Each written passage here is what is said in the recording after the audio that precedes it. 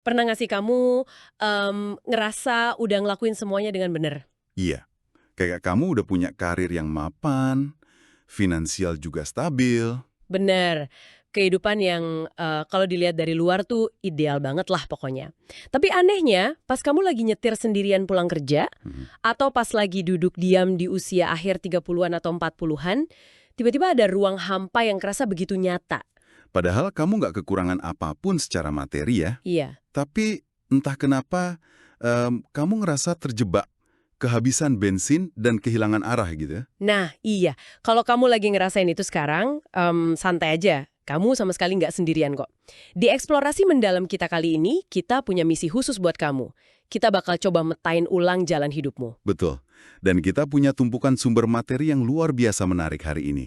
Karena ini menggabungkan dua dunia yang sekilas terasa sangat berbeda. Ya, yang pertama kita punya materi dari Richard Barrett. Dia ini pakar evolusi nilai kemanusiaan dan psikologi. Dan yang kedua, kita membedah kajian dari Life Learning Club, terutama pemikiran dari Ustadz Hari Santosa. Benar, beliau yang membahas spiritualitas berbasis fitrah dan konsep hijrah. Misi kita hari ini simple sebenarnya, mencari tahu dari mana datangnya rasa hampa itu, dan gimana kamu bisa bertransformasi dari sekedar bertahan hidup menuju kontribusi sejati. Oke, mari kita bedah ini. Karena jujur aja, ini benar-benar bisa mengubah caramu melihat rutinitas pagimu esok hari. Sepakat. Dan untuk memulai pembedahan ini, kita harus melihat benang merah dari kedua sumber ini dulu. Setuju, soalnya yang satu kan pakai bahasa psikologi organisasi barat ya. Terus yang satu lagi pakai kerangka spiritualitas dari Life Learning Club. Tapi lucunya keduanya ini sebenarnya memetakan satu jalan universal yang sama secara presisi. Keduanya membicarakan evolusi kesadaran kamu sebagai manusia. Evolusi kesadaran. Menarik. Ada satu ironi besar yang ditangkap oleh Barrett dan juga Santosa di sini. Krisis terbesar manusia modern itu muncul karena kita salah mengidentifikasi siapa diri kita sebenarnya sejak awal. Oh, jadi fondasinya yang salah. Tepat. Kita membangun identitas di atas fondasi yang rapuh. Nah, ketika fondasi itu mulai retak di pertengahan hidup, masyarakat sering menyebutnya krisis parubaya atau midlife crisis. Oh, yang biasanya orang tiba-tiba beli mobil sport mahal itu ya? Eh, Iya kayak gitu. Padahal kalau kita telusuri lebih dalam, itu bukanlah sebuah krisis loh. Itu adalah alarm alami dari dalam dirimu yang sedang berdering kencang. Alarm alami. Aku suka banget cara kamu ngebahasainnya. Berarti rasa hampa itu sebenarnya sinjal yang sehat ya? Sangat sehat. Tapi pertanyaannya kenapa alarm ini baru bunyi sekarang? Kenapa dari awal kita nggak sadar kalau fondasi kita tuh rapuh? Sepertinya ini ada hubungannya dengan sistem tempat kita dibesarkan nggak sih? Pasti. Dan ini yang bikin geleng-geleng kepala kalau kita melihat datanya. Barrett dalam presentasinya memaparkan sebuah statistik dari penelitian kreativitas jangka panjang. Oke, gimana tuh datanya? Coba tebak, berapa persen anak-anak di usia 2 hingga 3 tahun yang masuk kategori jenius kreatif? Kalau anak kecil biasanya tinggi ya, 80% mungkin? Angkanya 98%. Wah, hampir semuanya dong. Betul. Tapi, ketika kelompok anak yang sama ini mencapai usia 20 tahun, angka kejeniusan kreatif itu anjlok drastis, menjadi hanya 2%. Ya ampun, dari 98 ke 2%? Kemana hilangnya yang 96% itu? Barrett menjelaskan kalau sistem pendidikan dan struktur masyarakat kita secara sistematis melatih kita untuk mematikan kejeniusan tersebut. Astaga, jadi sistemnya emang didesain gitu? Tujuannya satu, agar kita bisa masuk ke dalam cetakan Homo economicus atau manusia ekonomi. Manusia ekonomi. Iya, kita dilatih semata-mata untuk berkompetisi, mencari rasa aman, mengumpulkan uang, dan menjadi roda gigi yang patuh dalam mesin industri. Rasanya kayak sebuah perampokan massal terhadap potensi manusia ya. Kita masuk sekolah sebagai individu yang penuh rasa ingin tahu, tapi keluar sebagai robot yang cuma mikirin tagihan bulanan. Sayangnya begitu. Dan ini nyambung banget sama apa yang dibahas oleh Life Learning Club. Ustadz Hari Santosa membuat perbandingan yang menampar banget nih antara kurikulum sistem yang dibikin manusia dengan kurikulum ilahi atau kurikulum penciptaan. Kalau kita hubungkan ini dengan gambaran yang lebih besar dari Santosa, benang merahnya semakin jelas. Santosa bilang, masalah utama manusia saat ini bukanlah karena kita kekurangan ilmu. Jelas nggak kurang dong? Apalagi sekarang kita hidup di era di mana informasi itu tumpah ruah. Kamu bisa belajar apa aja dari internet kan? Tepat. Tapi yang terjadi justru adalah confusion of knowledge. Atau keliru ilmu. Keliru ilmu. Menarik. Kita mengumpulkan banyak gelar, sertifikasi, dan skill teknis. Tapi kita justru kehilangan ilmu tentang hakikat kehidupan itu sendiri. Sistem mendorong kita untuk mengejar kesuksesan yang sifatnya egosentris. Pokoknya semua tentang aku, pencapaianku, karierku, gitu kan? Padahal kita didesain untuk bergerak berdasarkan tujuan yang lebih besar, atau purpose and mission driven. Ada satu analogi dari kajian Santosa di Life Learning Club soal keliru ilmu ini yang bikin aku agak ketawa sih. Tapi sekaligus mikir keras. Oh, yang soal sekolah tinggi-tinggi itu ya? Iya, bener. Dia ngutip pandangan kalau kita sekolah tinggi-tinggi, ngumpulin gelar berderet dari S1 sampai S3. Tapi ujung-ujungnya cuma dipakai buat cari makan dan mengamankan perut. Lalu apa bedanya kita dengan monyet? Karena monyet nggak pernah ikut bimbingan skripsi, tapi juga jago banget urusan cari makan kan? Nah, itu dia.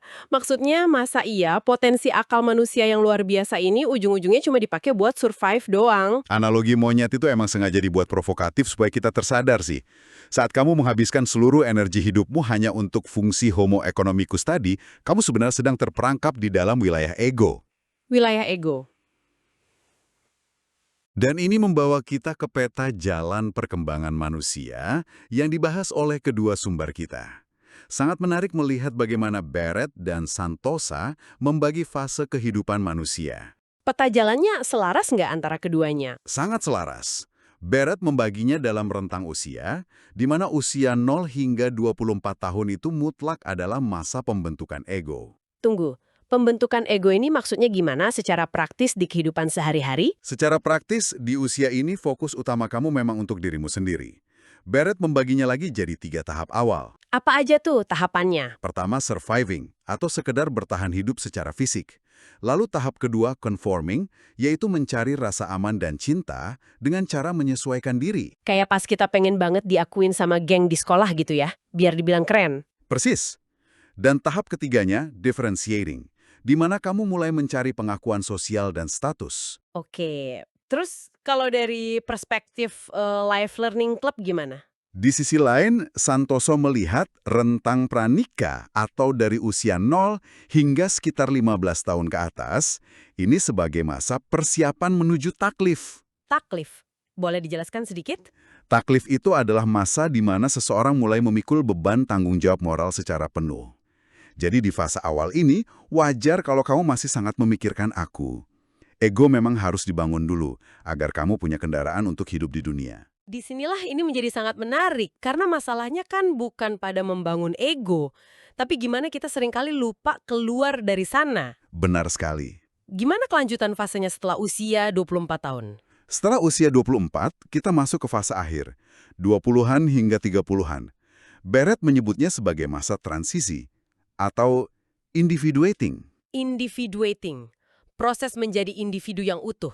Ini adalah masa kritis, di mana kamu seharusnya mulai berani melepaskan pengondisian dari orang tuamu dan budaya sekitarmu. Jadi, mulai nanya ke diri sendiri ya, apakah nilai-nilai yang selama ini aku yakini itu benar-benar milikku? Atau sekedar pinjaman dari masyarakat aja? Tepat. Dan Santosa menyoroti fase ini sebagai masa pencarian kebenaran yang sangat intens. Beliau mengambil contoh historis perjalanan Nabi Muhammad sebelum usia 40 tahun. Waktu beliau sering menyendiri di Gua Hira ya? Iya, berkontemplasi dan mempertanyakan sistem masyarakat jahiliyah saat itu. Ini adalah transisi krusial dari ego menuju kesadaran jiwa. Dan kemudian, bam, masuklah usia 40 tahun. Disinilah seringkali rasa hampa yang kita bahas di awal tadi meledak kan? Betul. Usia 40 ke atas itu adalah fase di mana jiwa yang seharusnya sudah mulai mengambil alih kemudi. Kemudi kehidupan kita. Menurut kerangka Barrett, usia 40-an adalah fase self-actualizing atau aktualisasi diri. Lalu masuk ke usia 50-an adalah integrating, yaitu mengintegrasikan diri dengan orang lain. Dan usia 60-an adalah serving atau pelayanan murni ke masyarakat. Kalau dari konsep fitrahnya Santosa, gimana pemetaannya? Secara paralel, Santosa menyebut sepertiga akhir hidup, yaitu sekitar usia 40 hingga 63 tahun, sebagai pacuan eksponensial menuju surga. Wow, istilahnya pacuan eksponensial. Artinya ini bukan lagi waktu untuk obsesif mengumpulkan harta. Ini adalah fase untuk memberikan kontribusi dan legasi. Tapi kenyataannya banyak dari kita yang gagal melakukan transisi ini. Tubuh kita berusia 45 tahun, jabatan kita direktur, tapi motivasi psikologis kita masih tertinggal di level ego usia belasan yang terus-menerus haus akan validasi. Haus validasi status dan rasa aman. Ya ampun, jadi kita seperti orang dewasa yang masih maksa pakai baju ukuran anak-anak. Pasti rasanya sesek banget kan? Sangat sesak. Dan ngomong-ngomong soal sesak nih, aku baca catatan soal observasi Barrett tentang apa yang terjadi pada tubuh fisik kita kalau transisi ini gagal. Ini agak bikin merinding sih. Memang, Barrett mengangkat sebuah hipotesis yang sangat serius mengenai psikosomatik, yaitu hubungan antara pikiran dan tubuh. Terus apa yang dia temukan? Dia mengamati bahwa ketika fase awal perkembangan ego kita tidak tuntas, misalnya kamu punya trauma tidak dicintai di usia kanak-kanak, itu akan terus membayangi dan memblokir kemampuanmu untuk terkoneksi secara tulus di usia 50-an. Jadi nyambung sampai ke masa tua ya? Lebih jauh lagi, dia menghipotesiskan korelasi antara jiwa yang tertekan dengan penyakit fisik. Bisa kasih contoh spesifik nggak dari hipotesisnya? Tentu. Barrett mengamati bahwa perempuan di usia 40-an seringkali menekan kebutuhan jiwa mereka untuk berekspresi atau self-actualizing. Karena terlalu sibuk merawat anak, ngurus suami, atau menjaga orang tua yang menua ya? Menurut hipotesisnya, penekanan emosi dan stres kronis yang bertahun-tahun ini berkorelasi dengan kerentanan terhadap kanker payudara di usia akhir 40-an. Wah, terus kalau laki-laki gimana? Di sisi lain, laki-laki sejak kecil sering diajarkan untuk menekan emosi. Nggak boleh terlihat lemah. Akibatnya di usia 50-an mereka kesulitan melakukan tahap integrating. Kesulitan terhubung secara emosional dengan orang lain gitu. Betul. Stres dari ketidakmampuan berekspresi ini, menurut Barrett, berkorelasi dengan insiden kanker prostat. Astaga. Tentu saja, ini harus dipahami sebagai perspektif psikosomatik ya, tentang bagaimana stres kronis melemahkan sistem imun kita. Bukan diagnosis medis mutlak. Pasti. Tapi poin utamanya sangat tajam. Tubuhmu akan secara harfiah memberontak ketika kamu menahan pertumbuhan jiwamu sendiri. Masuk akal banget sih. Ibaratnya tubuh kita akhirnya teriak karena jiwa kita dibungkam. Tepat sekali. Nah, lalu gimana caranya supaya kita nggak terjebak di siklus ego ini? Aku lihat di materi Barrett ada data yang sangat masif soal ini. Dia melakukan riset yang namanya Personal Values Assessment, atau PVA. Ah ya, PVA. Tolong jelaskan dong. Karena datanya ini ngambil sampel dari 1,5 juta orang dari seluruh dunia kan? Betul. Lebih dari 500.000 responden dari berbagai benua, budaya, dan profesi. Barrett ingin mencari tahu, sebenarnya apa sih nilai atau values tertinggi umat manusia secara universal? Dan hasilnya? Hasilnya sangat mematahkan stigma bahwa manusia itu pada dasarnya egois. Ternyata nilai teratas di seluruh dunia itu berpusat pada hubungan interpersonal yang sehat. Keluarga kepedulian gitu ya? Iya, keluarga kepedulian, rasa hormat, dan persahabatan ada di puncak daftar. Baru setelah itu, diikuti oleh nilai-nilai aktualisasi diri, seperti antusiasme, kreativitas, dan komitmen. Berarti data empiris dari 1,5 juta orang ini secara meyakinkan membuktikan teori hierarki kebutuhan Abraham Maslow dong? Sangat membuktikan. Maksudnya kita butuh merasa aman dan diterima dulu sebelum bisa benar-benar kreatif ya? Tepat. Kamu nggak akan bisa jadi sosok yang inovatif dan kontributif kalau kamu masih terus-terusan merasa terancam atau takut dihakimi. Masuk akal. Namun dari riset ini, ada satu wawasan kritis yang ditawarkan Barrett. Dia membedakan secara tegas antara keyakinan atau beliefs dan nilai atau values. Ini sering banget disalahpahami sih emang. Sangat sering. Keyakinan itu biasanya dibentuk di masa lalu, seringkali oleh sistem atau orang tua, dan merupakan instrumen ego untuk bertahan hidup. Jadi keyakinan itu punya ego ya? Betul. Coba deh, kamu kumpulkan orang-orang dari latar belakang ideologi yang berbeda untuk menyepakati sebuah keyakinan. Yang terjadi pasti perdebatan. Karena tiap orang merasa keyakinannya yang paling benar, dan harus dipertahankan mati-matian secara ego kan? Iya. Tapi beda ceritanya kalau kita ngomongin nilai atau values. Kalau kita ajak orang-orang yang sama untuk menyepakati nilai seperti kejujuran, kepedulian, atau rasa hormat, Pasti mereka langsung setuju tanpa ribut. nah itu intinya. Karena nilai atau values itu bahasanya jiwa. Ia muncul dari kedalaman kesadaran dan sifatnya menyatukan. Menyatukan, aku suka kata itu. Barrett menggunakan metafora yang menarik banget di sini. Dia bilang, bayangin realitas 3 dimensi itu kayak dunia fisik tempat ego kita beroperasi. Semuanya serba terpisah ya, ada kamu, ada aku. Ada batasan yang jelas, dan keyakinan atau beliefs itu adalah alat 3 dimensi yang memisahkan kita. Namun kita sebenarnya hidup di dalam realitas 4 dimensi yang energik, yang melampaui batasan fisik.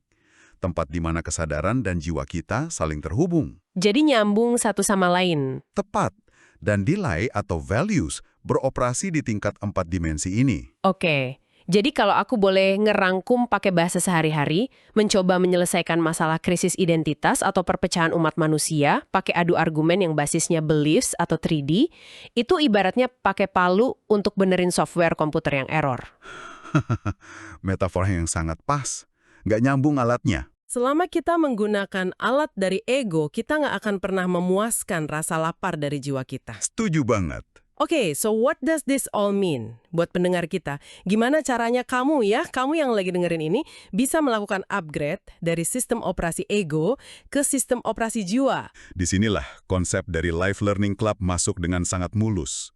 Ustadz Hari Santosa menggunakan istilah hijrah. Tapi tunggu dulu, ini bukan hijrah yang sekedar ganti casing kan? Bukan soal kamu resign dari kantor A lalu pindah ke kantor B karena gajinya lebih gede. Kalau itu sih namanya pindah dari ego ke ego. Yang kita bicarakan di sini adalah hijrah maknawiyah, sebuah transformasi radikal dari dalam. Transformasi jiwa ya. Untuk benar-benar menangkap esensi hijrah maknawiyah ini, ada satu cerita eksperimen dari Barrett yang harus kamu dengar. Cerita apa tuh? Sekolah bisnis bergengsi di Barcelona. Audiensnya akademisi dan kaum profesional. Dia melemparkan pertanyaan sederhana. Apa pertanyaannya? Dia tanya, coba angkat tangan siapa di antara kalian yang merasa memiliki jiwa? Hampir seluruh ruangan, sekitar 95% mengangkat tangan. Pasti dong, kita semua merasa punya jiwa. Lalu dia bertanya lagi, sekarang angkat tangan siapa yang merasa kalian adalah jiwa? Dan apa yang terjadi? Hampir tidak ada yang merespons. Tunggu, kalau dipikir-pikir bahasa sehari-hari kita memang sering ngejebak ya. Kita sering bilang jiwaku lelah, seolah-olah jiwa itu barang bawaan kita, kayak tas atau dompet gitu. Padahal kebenarannya justru terbalik. Kita tidak memiliki jiwa. Kita adalah jiwa. Kita adalah jiwa. Dan kitalah yang memiliki ego. Kitalah yang sedang meminjam tubuh fisik ini untuk hidup di dunia 3 dimensi. Konsep ini benar-benar mind-blowing sih. Penderitaan kita, krisis paruh baya kita, rasa hampa kita, itu semua terjadi karena ego yang seharusnya cuma bertugas sebagai supir, malah merebut kursi majikan. Betul sekali. Saat ego akhirnya dilatih untuk tunduk pada kehendak jiwa, barulah kedamaian itu datang. Terus langkah praktisnya gimana? Santoso bilang di kajian Life Learning Club kita nggak bisa memaksakan transformasi pakai metode behaviorisme. Tahu kan sistem reward dan punishment ala sirkus binatang? Kalau lumba-lumbanya lompat dikasih ikan gitu ya? Iya, manusia kan bukan hewan sirkus. Kita harus digerakkan oleh niat terdalam. Benar. Manusia butuh motivasi intrinsik. Dari kerangka Life Learning Club, ada beberapa pilar praktis untuk memulai perjalanan ini. Langkah pertama adalah taubat. Mari kita luruskan dulu. Taubat di sini bukan sekedar menangis meratapi dosa masa lalu ya. Bukan. Taubat secara harfiah berarti kembali. Kembali kemana? Ke titik nol kesadaran. Ini adalah momen kamu meresapi kalimat Inna lillahi wa inna ilaihi roji'un. Bahwa kita berasal dari Sang Pencipta dan kita sedang dalam perjalanan pulang kepadanya. Betul. Ketika kamu menyadari ini, kamu berhenti berlari seperti hamster di atas roda putar yang sibuk mencari validasi dunia. Dan mulai menata arah perjalanan pulangmu. Merinding dengar definisinya. Terus langkah keduanya apa? Langkah kedua yang ditekankan Santosa adalah mencari murabi atau pendamping jiwa. Dan ini penting banget dicatat nih buat kamu. Mencari guru itu beda dengan menyewa life coach yang cuma jualan motivasi. Sangat berbeda. Sekarang kan banyak banget ya pelatih bisnis yang mengambil konsep kapitalis barat, lalu dibungkus pakai kutipan spiritual supaya kelihatan bijak. Padahal tujuannya cuma ngajarin kamu cara pamer kesuksesan di media sosial. Poin yang sangat kritikal. Tanpa murabi yang benar, ego kita akan membajak konsep spiritual untuk kesombongan baru. Kamu butuh pendamping yang mengembalikanmu pada nilai-nilai otentik. Terus langkah ketiganya gimana? Yang bisa langsung diaplikasikan? Langkah ketiga yang paling aplikatif adalah memetakan ulang hidupmu ke dalam 8 dimensi fitrah yang diajarkan Santosa. 8 dimensi ya? Kehidupan kita kan emang bukan cuma soal jam kantor. Tepat, ada 8 dimensi yang harus selaras. Spiritual, pekerjaan, keluarga, sosial, estetika, kesehatan fisik, seksualitas atau gender, dan penalaran atau intelektual. Coba deh dievaluasi. Banyak dari kita yang memberikan 90% energi hidupnya hanya untuk dimensi pekerjaan doang. Mengapa? Karena ego kita disuapi oleh sistem homo economicus tadi. Akibatnya dimensi keluarga dan sosial kita kurang gizi dan mati perlahan. Poin yang menampar banget sih ini. Sering banget kan kita dengar cerita orang yang karirnya meroket, tapi keluarganya berantakan. Terus solusinya gimana dengan 8 dimensi ini? Solusinya adalah menyelaraskan kembali semuanya dengan satu poros baru. Kamu ubah orientasinya dari yang egosentris menjadi teosentris. Berpusat pada Tuhan ya? Betul. Apapun bahasa spiritual yang kamu gunakan, intinya adalah melangitkan aktivitasmu. Pekerjaan bukan lagi alat penimbun harta dan pamer status. Tapi pekerjaan menjadi sarana ibadah dan kontribusi untuk masyarakat. Merawat keluarga bukan beban, melainkan amanah jiwa. Saat ke-8 dimensi ini dihidupkan untuk tujuan yang lebih besar dari dirimu sendiri, disitulah hidupmu kembali kepada fitrah. Jadi orientasinya diubah 180 derajat. Kalau dulu kerja buat ego pribadi, sekarang kerja jadi alat kontribusi jiwanya. Luar biasa. Sangat membebaskan sebenarnya. Jadi mari kita simpulkan ini buat kamu. Kalau kamu kebetulan lagi di fase hidup di mana kamu sering mikir, masa sih hidup cuma gini-gini aja, bangun, kerja, bayar cicilan, tidur lagi? Dan kamu merasakan ruang kosong itu di dada kamu. Tolong ingat ini, kehampaan itu bukanlah tanda kamu gagal, itu bukan sesuatu yang salah, justru itu adalah sinyal yang sangat positif loh. Itu tandanya ego kamu sudah mentok. Dan kini jiwamu sedang berusaha mengambil alih kendali. Itu adalah undangan personal dari alam semesta. Supaya kamu memulai hijrah kamu hari ini. Dan sebelum kita benar-benar menyudahi eksplorasi ini, saya ingin meninggalkan satu pertanyaan untuk kamu bawa tidur malam ini. Silakan. Coba pikirkan. Kita hidup dalam jadwal yang serba terencana. Kamu menghabiskan belasan tahun merencanakan karir. Kamu menabung mati-matian untuk membangun rumah, fisik. Dan kamu menyisihkan gaji tiap bulan supaya punya dana pensiun di masa tua. Semuanya direncanakan untuk kenyamanan fisik ya. Tapi jika kebenaran dari apa yang kita bedah hari ini adalah nyata, bahwa esensi sejatimu bukanlah tubuhmu, bukan pula jabatan dan egomu, melainkan kamu adalah sebuah jiwa yang sedang menempuh perjalanan yang sangat panjang? Pertanyaan besarnya adalah, Sudahkah kamu merancang kurikulum dan perbekalan untuk jiwa tersebut? Ataukah selama ini kamu secara tidak sadar membiarkan sistem sosial dan roda ekonomi yang mendikte kemana jiwamu harus melangkah saat kamu membuka mata besok pagi?